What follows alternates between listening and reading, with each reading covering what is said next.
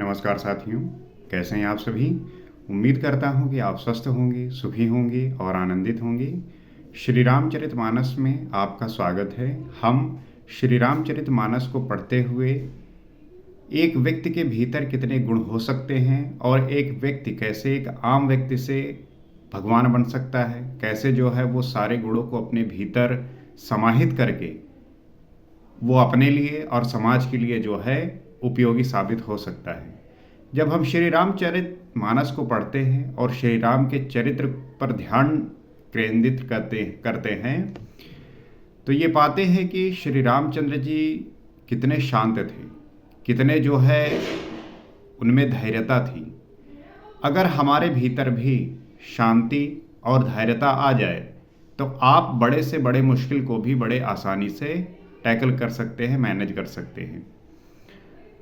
श्री राम का चरित्र जो है इतना प्रभावी है कि कोई भी व्यक्ति जब इसका ध्यानपूर्वक पाठ करता है, उनके बारे में पढ़ता है, जानने और समझने का प्रयास करता है, तो उसके भीतर के जो भी गुण हैं वो परिलक्षित होते हैं, दिखते हैं। तो आइए जानते हैं और समझने का प्रयास करते हैं कि गोस्वामी तुलसीदास जी श्री रामचरितमानस में क्या लिखते हैं और क्या बताने का प्रयास कर रहे हैं। तो लिखते हैं, भूप भवन तेहि अवसर सोहा, रचना देख मदन मन मोहा, मंगल सगुन मनोहरताई, रिद्धि सिद्ध सुख संपदा सुहाई। उस समय राजमहल अत्यंत शोभित हो रहा था। तो बारात जो है वो जनकपुर से अयोध्या वापस लौट चुकी है और उस समय जो राजमहल है वो अत्यंत ही शोभित हो रहा है। चूंकि चार चार बहुएं आ रही हैं तो राजमहल जो है स्वर्ग से भी सुंदर अच्छा सजाया जाएगा।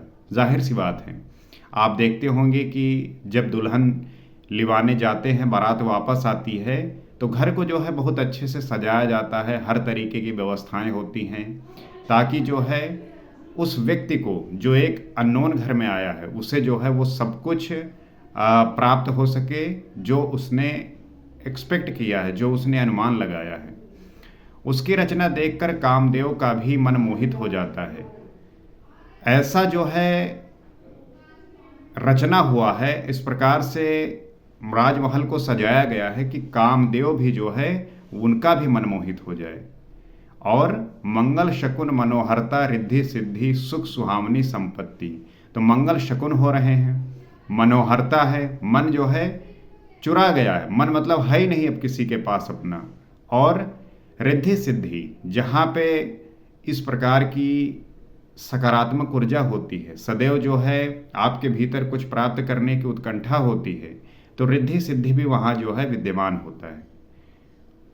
सुख सुहावनी संपत्ति, ये जो है सारी चीज़ें सराउंडिंग में ही क्रिएट होने लगती हैं अपने आप स्वतः ही।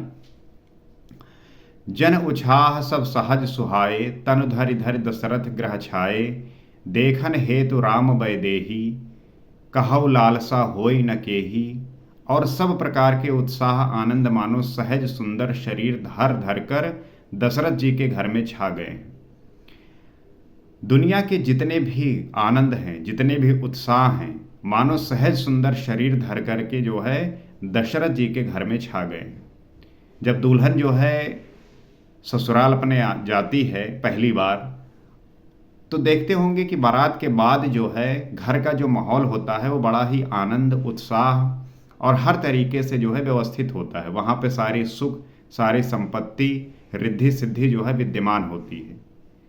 और इस प्रकार का उत्सव, इस प्रकार का जो है आप सदैव इसे बनाए रखें, सदैव इसे जो है कैरी करें, इसे कीप कर लें, रख लें।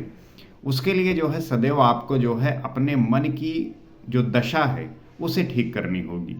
ये ठीक हो जाएगा तो आपके जीवन में हर क्षण उसी प्रकार से उत्सव होगा। और तो ऐसा हो रहा है जैसे कि जगत के जितने भी सुख और आनंद हैं वो सब शरीर धारण करके दशरथ जी के घर पधारे हैं। श्री रामचंद्र जी और सीता जी के दर्शनों के लिए भला कहिए किसे लालसा न होगी। अयोध्यापुरी में श्री रामचंद्र जी और सीता जी के दर्शन के लिए हर एक व्यक्ति जो है ललायित है, हर एक व्यक्ति जो है उनके दर्शन के लिए जो है आतुर है। बस वो सब यही चाह रहे हैं कि कितनी जल्दी जो है श्री रामचंद्र जी और सीता जी के दर्शन हो जाएं। जूथ जूथ मिल चली सुहायसनी सुवासिनी, निज छवि निदरहि मदन विलासनी, सकल सुमंगल सजे आरती, गावहि जन बहु बेश भारती। सुहागिनी स्त्रियां झुंड की झुंड मिलकर चली।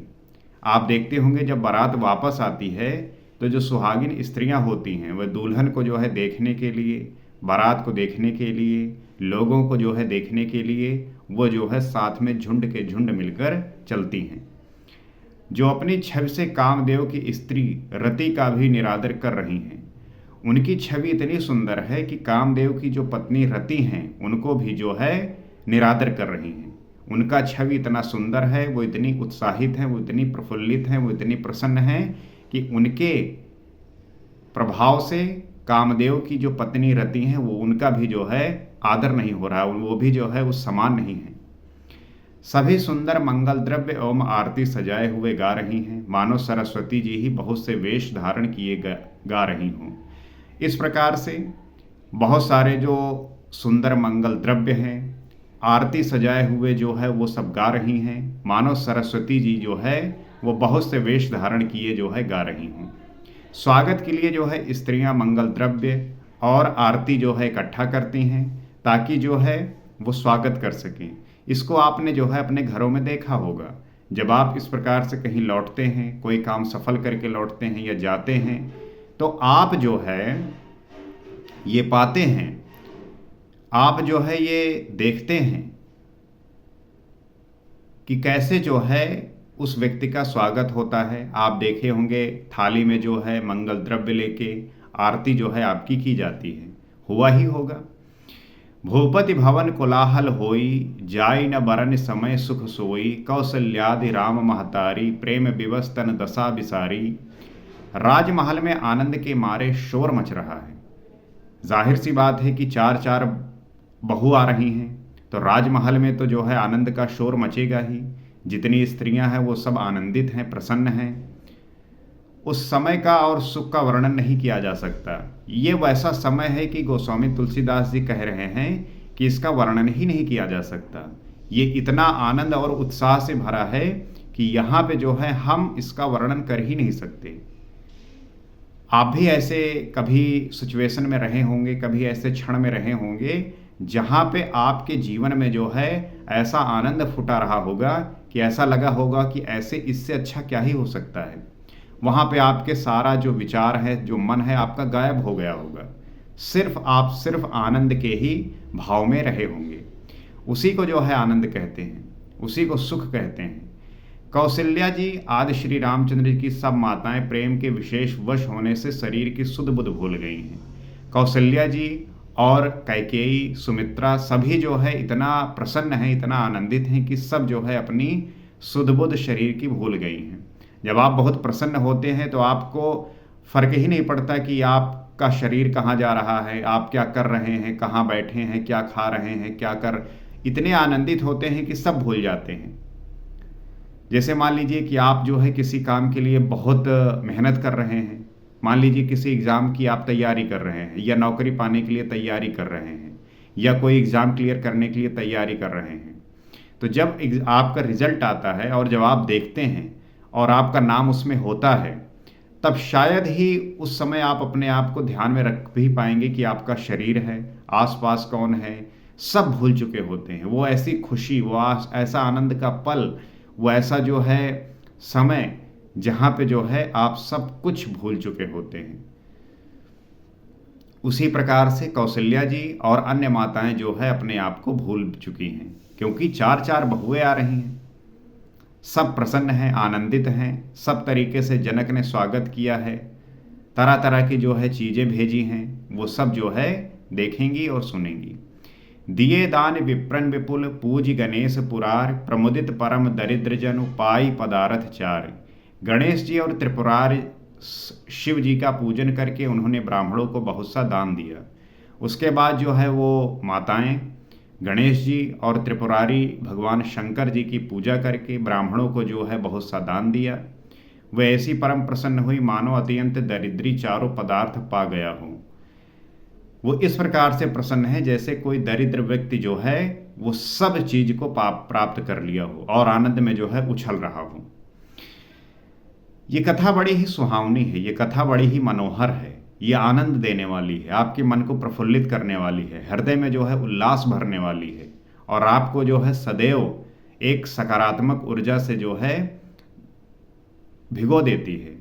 इसीलिए जो है श्री रामचरितमानस का नित्य पाठ करना आवश्यक हो जाता है। आपके जीवन कैसा भी चल रहा हो, कितना भी कष्ट हो, कितनी परेशानी हो, आपके जीवन में कई सारे उतार चढ़ाव हो, जैसा भी हो, अगर आप इसका नित्य पाठ करते हैं तो इससे आपको वो आशा मिलती है, भरोसा मिलता है और ये जो है आपको सदैव इस बात का एहसास कराता है कि आपकी जो उपयोगिता है वो सदैव ही इस संसार में पूजित होगी अगर आपने अपने मन को उस इष्ट के प्रति, उस चेतना के प्रति, राम के प्रति लगा दिया तो आप भी जो है अपने जीवन में आनंद से भर जाएंगे। मुझे पूरी आशा है कि आप इस कथा का, इस पुस्तक का, इस ग्रंथ का, इसमें लिखी हुई ज्ञान, समझ और विवेक की जो बातें हैं उसको सीख पा रहे होंगे, क्योंकि इसकी डिटेलिंग करना और इसके बारे में पूरी तरीके से समझना हमें आवश्यक हो जाता है आज के समय में, क्योंकि आज का जो समय है वो बड़ा ही कॉम्प्लेक्सिटी से भरा हुआ है। आप एक चीज़ देखेंगे तो दूसरा चीज़ जो है आपको उसे मैनेज करना होगा। तो ऐसे चुनौतीपूर्ण समय में हमें जो है अपने आप को धैर्य और शांति पूर्वक बनाए रखने की आवश्यकता है। इस पे आप ध्यान करेंगे, इससे आप जुड़ेंगे तो आपको इसका लाभ अवश्य मिलेगा। हम इस चैनल पे नित्य जो है इसका पाठ करते हैं, अध्ययन करते हैं। आप भी जो है इससे सम्मिलित हो सकते हैं, इस चैनल से जुड़ सकते हैं और जो भी राम की कथा को एक अलग तरीके से जानना चाहता है, सुनना चाहता है, उसे भी जो है इस वीडियो को भेजिए, उसे शेयर करिए ताकि वो भी जो है इससे कनेक्ट हो और अपनी जो है बात कहना चाहता हो प्रदर्शित कर सके और इस कथा को उस हर व्यक्ति तक पहुंचाए जिसके जीवन में किसी न किसी प्रकार का ये जानने की आशा हो कि हमें कैसे जो है अपने जीवन की चुनौती को आसान और बहुत ही सिंपल तरीके से मैनेज कर सकते हैं। तो आज इतना ही, अगले एपिसोड में आपसे फिर मुलाकात होगी। सीताराम।